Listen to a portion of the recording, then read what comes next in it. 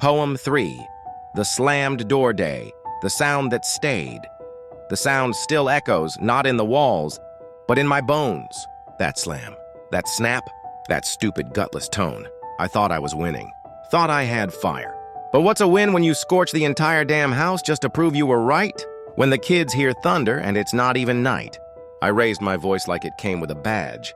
Like volume could rewrite the facts. She asked me, softly, "Why do you hurt when I ask for more?" And I answered with silence and a goddamn door. I didn't even turn to see her flinch.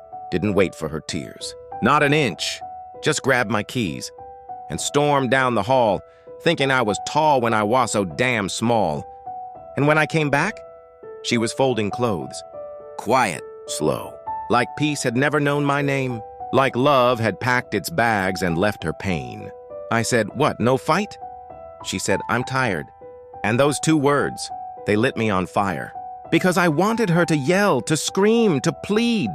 But all I got was grace when I deserved to bleed. Then came the whisper, through a crack in the frame. Her voice, but not the same. "You didn't shut me out with that door. My love, you shut yourself in below and above. You wanted control. You wanted the power. I wasn't the enemy. I was your ground. But every time I reached, you weren't around. I put my hand on that old chipped wood. And I said, if I could take it back, I would. But doors don't forget. And hearts don't lie. And slammed things echo until we die. So I'm leaving this one open. Even if no one walks through, I won't let my raga be the last thing you knew. Poem 4. Throwing irk in her face day. The coward-s weapon. I wish I could scrub that moment out of my tongue. The one where I spit his name like venom just to make her come undone. Irk. Her ex. The father of her kids. The man I wasn't. The man I never could outlive. He was the ghost in our kitchen. The shadow in her eyes. And instead of embracing the love in her life, I turned that shadow into a knife. At least he showed up, I said one night. Cold, cruel. So far from right. And her face. God! Her face. It didn't cry. It broke. Like a window pane too tired to hold another storm. She said nothing. Not then. She just walked. Took the air with her and left me with talk. Because I made her love a courtroom. I put her on trial for the crime of having a life before me. But it wasn't her I was mad at. It was him. And me. And every dream I thought she tucked away in drawers she used to build.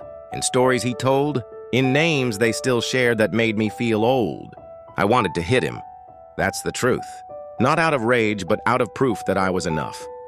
That I could stand tall. That I was man enough to fight for it all. But I didn't. Because I loved those kids too much. Because if they saw me swing, I'd lose their trust. So instead, I swung with words, with jabs, with spite. And I lost her spirit one guilt trip night. Then came the whisper.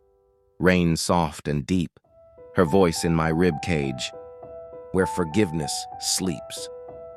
You thought I loved him more than you, but baby, that was never true. I just wanted peace, a place to blend. But you saw rivals where I saw ends.